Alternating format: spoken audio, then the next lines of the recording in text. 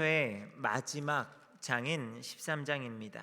그간 느헤미야를 중심으로 성벽 재건, 신앙 부흥회, 도시 재건, 예배 회복 등의 목적을 달성했기 때문에 어떻게 생각하면 목적도 이루었고 모든 것이 다 해피 엔딩인 것처럼 보일 수 있는 13장에 이르게 되었습니다. 그래서인지 13장의 시작은 참 좋습니다. 모세의 책을 낭독하며 백성들에게 들려주는데요. 1절에 그날 모세의 책을 낭독하여 백성에게 들렸는데 그 책에 기록하기를 암몬 사람과 모압 사람은 영원히 하나님의 총회에 들어오지 못하리니 말씀하고 있습니다. 암몬 사람과 모압 사람은 분리해내라 라는 하나님의 말씀이 선포되어졌습니다. 그러니 그의 이스라엘 백성들이 어떻게 반응하죠? 우리 3절에 같이 한번 읽겠습니다. 3절입니다. 시작. 백성이 이 율법을 듣고 곧 섞인 무리를 이스라엘 가운데에서 모두 분리하였느니라.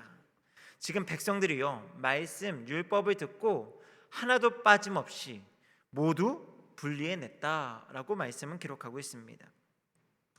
암몬과 모압은 이전부터 계속적으로 이스라엘과 연관되어져 온 여러 가지 사건들을 통해서 하나님의 백성 이스라엘과 결코 섞일 수 없는 죄를 상징합니다.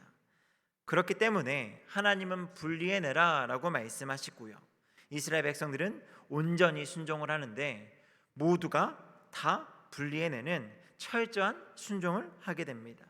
분명 3절까지의 내용은 분위기가 참 좋습니다. 결코 나쁘지가 않습니다. 그런데 이후에 내용들은 마무리하는 내용과 이전에 좋았던 분위기와는 참 많이 다른 내용들이 이어집니다. 모든 일이 완성되었다고 보기에는 매끄러운 마무리가 아닌 내용들이 4절 이하의 말씀에 등장을 하죠. 이후에 문제가 생긴다라고 4절에 이야기합니다. 지도자 느헤미야가 예루살렘을 비우게 되고요, 다시 본연의 자리인 바사로 돌아간 1년 사이에 일들이 벌어졌다라고 말씀하고 있습니다. 다시 돌아왔더니 자신이 자리를 비운 사이에 유대인들이 다시 하나님의 은혜를 망각하고 성전을 더럽히고 안식일을 어기고 이방인과 혼인하는 등의 많은 죄를 범하고 있다라는 겁니다. 여러 가지 죄악의 일들 중 오늘 우리가 읽었던 본문은 도비아의 세간의 내용들을 소개하고 있습니다. 느헤미야가 돌아와 보니까 성전 안에 도비아가 살고 있었습니다.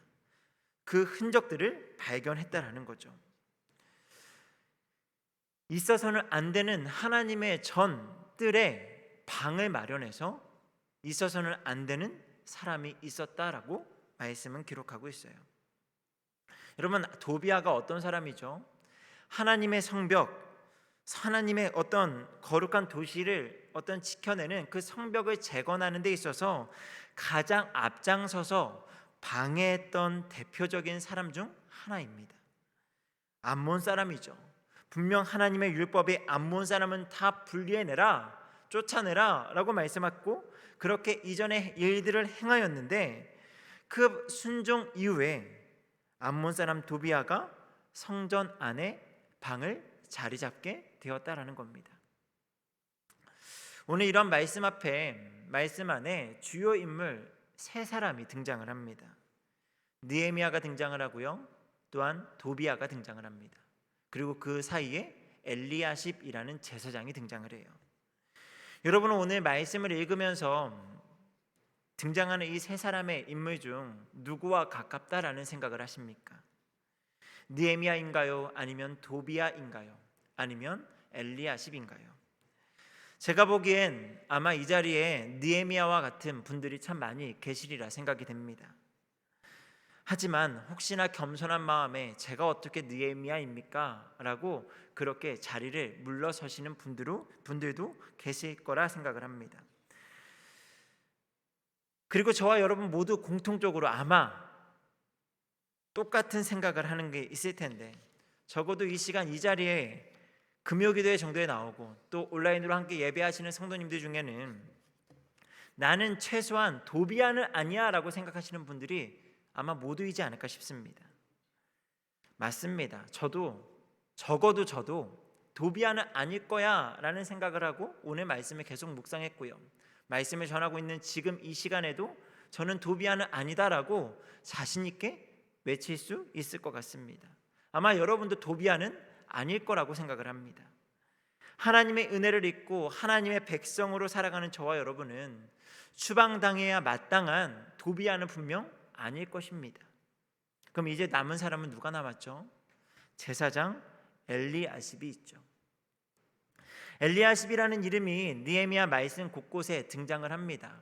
근데 다른 말씀들에 등장하는 엘리야십에는 대제사장 엘리야십이라고 해서 그의 신분이 대제사장이라는 것을 분명하게 밝히고 있습니다.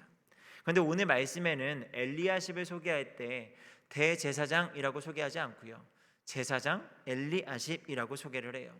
그래서 어떤 학자들은 이 엘리야십이 이전의 말씀에 언급되었던 대제사장 엘리야십이다 라고 이야기하는 사람들도 있고요, 어떤 학자들은 아니다, 이전에 이야기했던 엘리야십에 대해서는 분명히 대제사장이라고 기록을 하고 있고 지금은 제사장이라고 기록을 하고 있으니 유다 사람들, 이스라엘 사람들은 동명이인들이 참 많아서 아마 이 성경의 말씀의 저자가 그것을 구분하여서 동명이인인 다른 엘리야십을 지금 이야기하고 있는 것이다 라고 이야기합니다. 사실 정확하게 알 수가 없습니다. 대제사장 엘리야십인지 아니면 또 다른 엘리야십인지 우리는 알 수는 없습니다. 알 수 없는 것은 뒤로 하고요, 그보다 중요한 것은 오늘 말씀에서 분명하게 알려주는 것, 제사장 엘리야십, 그가 하나님의 전뜰에 도비아에게 자리를 내어주었다라는 사실은 변하지가 않습니다. 그가 대제사장이든 아니면 동명이인의 다른 제사장이든 어쨌든 그가 한 일은 변함이 없다라는 거고 분명한 사실이라는 거예요. 우리는 이 일에 대해서 이런 생각들을 할 수 있어요. 어떻게 제사장이 되어서 하나님의 성전에 암몬 사람 도비아를 드릴 수가 있는 거지? 그것도 출입 정도가 아니라 세간살이를 들여놓고 그 방에서 살 수 있게 하는 거지? 제사장이 어떻게 그럴 수 있어? 라고 우리는 엘리야십을 향해 손가락질을 할 수도 있습니다. 하지만 혹시나 그 엘리야십이 바로 저와 여러분은 아닌가 한번 생각해 보았으면 좋겠습니다. 엘리야십이 들여놓은, 허락해 놓은 그 도비아는 무엇을 상징하는가 하면 죄를 상징한다라고 합니다. 죄는 우리를 괴롭히고 방해하고 하나님의 일을 하려고 할 때 우리를 넘어뜨리려고 하는 성질이 있죠. 도비아가 보여준 모습 똑같습니다. 하나님의 일이 진행되어질 때, 하나님의 나라가 세워지고자 할 때에 그 일을 방해하고 넘어뜨리려고 했던 인물이 바로 도비아죠. 도비아는 죄를 상징합니다. 여러분, 죄라는 것을 인지할 때, 이것이 죄다라고 이야기할 때 적어도 하나님의 백성들인 우리는 그 죄를 멀리 밀어내고자 노력을 하죠. 죄인 걸 알면서 그 흙탕물, 진흙탕에 발을 담그려고 하지는 않습니다. 그런데 어느 순간 우리는 알게 모르게 그 죄를 밀어내지 못하고 그 죄를 허용할 때가 있다라는 거죠. 우리의 마음의 길, 우리 마음의 중심으로 향하는 그 길을 내어주어서 우리 마음에 죄가 자리 잡게 해준다라는 거예요. 그러니 우리가 도비아를 하나님의 전뜰에 들여놓은 엘리야십임을 부인하는 것이 참 어렵다라는 겁니다. 느헤미야 말씀은 13장까지입니다. 성벽 재건도 하고 영적 부흥의 시간도 가져서 무언가 일이 다 마쳤다고 생각했는데, 그래서 이제 느헤미야도 할 일 다 했으니 이제 본연의 자리로 돌아가서 왕에게 보고도 하고 거기에서 맡은 여러 가지 일들도 해야겠다라고 생각해서 바사로 돌아갔는데, 마쳤다고 생각했는데 마지막 장의 내용이 깔끔하게 마무리되지 않는 느낌입니다. 지도자 느헤미야의 공석 가운데 죄가 만연해지는 모습들을 볼 때에 아쉬움이 참 많이 있습니다. 느헤미야 입장에서 뭘 더 할 수 있을까, 막막하게 느껴지지 않을까라는 걱정도 하게 됩니다. 그렇지 않겠습니까? 정말 열심히 했잖아요. 처음엔 성벽 때문에 왔는데 성벽을 보니까 더 많은 문제들이 있는 것을 발견하게 되고 그 문제들을 하나 둘 다 처리해서 이제는 다 됐지 하고 성전 봉헌식을 마치고 이젠 본연의 자리로 돌아갔는데 들려오는 소식이 그렇게 깨끗하지 않은 소식들, 듣고 싶지 않은 소식들이 들려올 때에 느헤미야 입장에서 얼마나 힘이 빠질까요? 그런데 느헤미야는요, 우리의 생각과 다르게 주저앉지 않습니다. 다시금 신앙개혁의 활시위를 당긴다라는 거예요. 그렇기 때문에 아마 오늘 이 말씀을 읽는 저와 여러분도 그 활시위를 당길 수 있지 않나 생각합니다. 느헤미야는 오늘 이어지는 말씀에서 분명 신앙개혁의 활시위를 다시 한번 당기고 있습니다. 그렇다면 신앙개혁은 어떻게 할 수 있는가? 느헤미야가 보여주는 모습들을 통해서 우리가 할 수 있겠죠. 그 시작은 이렇습니다. 내 마음속에 죄를 밀어내는 것에서부터 시작된다라는 것을 기억하시기 바랍니다. 우리 8절의 말씀을 같이 읽도록 하겠습니다. 8절입니다. 시작. 내가 심히 근심하여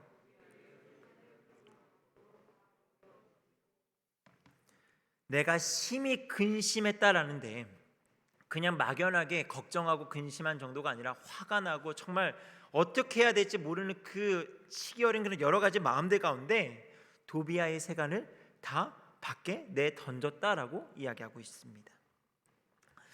분명 세간들 중에는 쓸만한 물건들도 있을 거예요. 도비아라는 사람이 적어도 고위층에 속한 주의가 있는 어떤 그 권력을 가지고 있는 권세가 있는 사람의 한 사람이었기 때문에 분명 그가 들여놓은 세간들은 쓸만한 것들이 많았을 겁니다. 돈이 될 만한 것들이 있을지도 모르겠고요. 하여튼 괜찮은 것들이 있겠죠. 하지만 그 어떤 것도 개의치 않고요. 모든 것을 내던져 버렸다라고 말씀은 기록하고 있습니다. 예수님께서도 이와 같은 모습들을 보여주셨죠. 요한복음 2장 14절과 15절의 말씀을 같이 읽겠습니다. 시작. 성전 안에서 소와 양과 비둘기 파는 사람들과 돈 바꾸는 사람들이 앉아 있는 것을 보시고 노끈으로 채찍을 만드사 양이나 소를 다 성전에서 내쫓으시고 돈 바꾸는 사람들의 돈을 쏟으시며 상을 엎으시고. 성전에 합당하지 아니한 것들에 대해서 예수님께서는 분명 노하셨고 이를 다 쫓아버리셨습니다.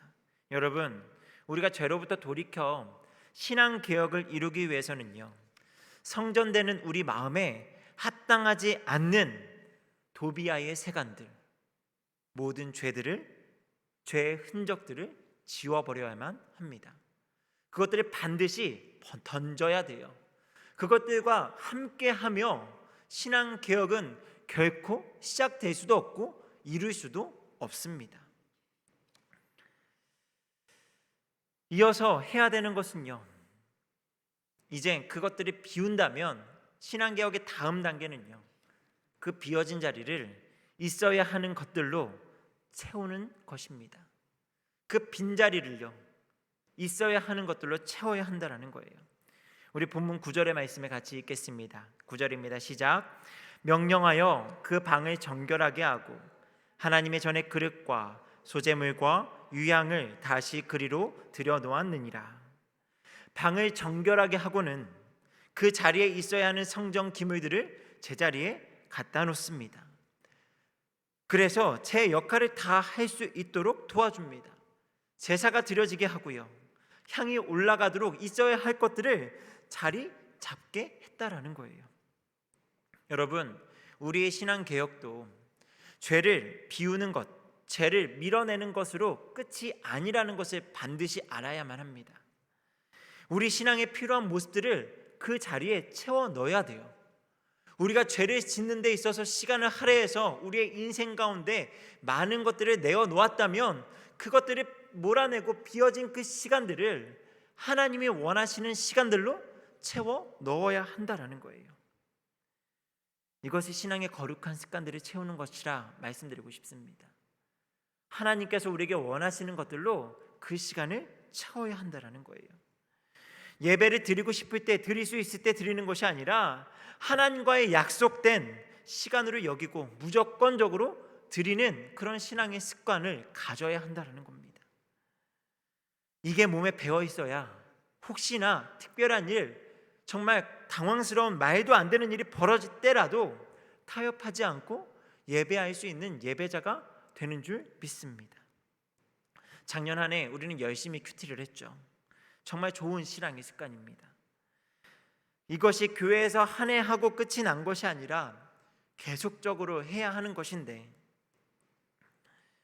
여러분 어떠십니까? 작년 한 해 해왔던 그 큐티가 지금도 계속해서 이어지고 있습니까?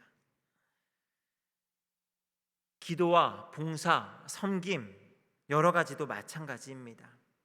이러한 거룩한 습관들, 이걸로 우리의 시간, 우리의 삶을 채우지 않으면 우리의 그 비어진 자리는 우리가 생각하지 못하는 그 사이에 반드시 도비아의 세간들로 채워질 수 있다라는 것을 이 시간 기억하기 바랍니다. 마지막으로요, 우리의 신앙 개혁은 한 번으로 끝이 아니라 계속되어야 한다라는 것을 기억하시기 바랍니다. 이미 이전에도 느헤미야는 계속적인 신앙의 개혁 운동을 펼쳐왔죠. 말씀을 읽고요, 기도하는 시간도 갖고요, 그 가운데 하나님 앞에 구별해서 드릴 것을 드리고 성전을 온전하게, 예배를 온전하게 드리는 여러 가지 개혁의 움직임들을 보여왔습니다. 그리고 다시 좌절, 다시 이전으로 돌아간 것 같은 이 상황에서도 느헤미야는 다시 그 일들을 시작하고 있다라는 거죠. 하지만 이처럼 성경의 역사로 보나 우리의 삶을 들여보나 신앙 개혁은 단회적인 사건으로 끝이 나는 것이 아니라 아마도 주님을 만나는 그날까지 우리의 삶에 계속적으로 있어야 되는 것이 아닌가라는 생각을 합니다. 아니, 그래야만 합니다. 은혜 받는 중에는 분명 해결된 것 같았던 나의 죄의 문제들, 나의 도비아의 세간들을 밀어냈고 모압, 암몬 사람들이 다 분리해낸 것 같았는데, 시간이 조금 지나면 슬금슬금 우리 마음속에 자리 잡고 있는 죄악의 모습들이 있다라고 할 때에 우리는 그것들을 발견할 때마다 주저하지 않고 포기하지 않고 낙심하지 않고 그것들을 밀어내는 신앙의 개혁으로 나아가야 한다는 겁니다. 어제 은혜 받았다고 오늘 괜찮은 게 아닙니다. 어제 은혜 충만했다고 오늘도 은혜 충만한 게 아니라는 거예요. 그러니 날마다 기도하고 찬송하고 말씀 가운데 나 자신을 들여다보아 오늘도 하나님께서 내게 원하시는 정결한 삶으로 나아가는, 그래서 새로워지고 또 새로워지는 그런 영적 개혁이 저와 여러분의 삶 가운데 날마다 임하기를 주님의 이름으로 축복합니다. 말씀 맺도록 하겠습니다. 느헤미야를 통한 이스라엘의 개혁은 참 끝이 없어 보입니다. 할 만큼 했다라고 생각하는 그 순간에도 여전히 끝이 보이지가 않습니다. 끝이 보이지 않는 이 신앙의 개혁 가운데 우리는 지칠 수도 있다라는 생각을 합니다. 하지만 느헤미야는 그러한 문제가 생길 때마다 결코 주저하지 않고 좌절하지 않고 하나님의 마음으로 분을 내며 신앙 개혁의 활시를 당긴 이 모습을 기억하는 저와 여러분 되기를 소망합니다. 그래서 이러한 모습이 우리 가운데 있기를 원합니다. 우리의 삶과 마음 속에 도비아의 세간들이 남아있다면 그 모든 것이 주저하지 않고 던져버리고 주님께서 기뻐하시는 정결함으로 살아가는 우리 모두가 될 수 있기를 주님의 이름으로 축복합니다. 우리 이 시간 찬양하면서 같이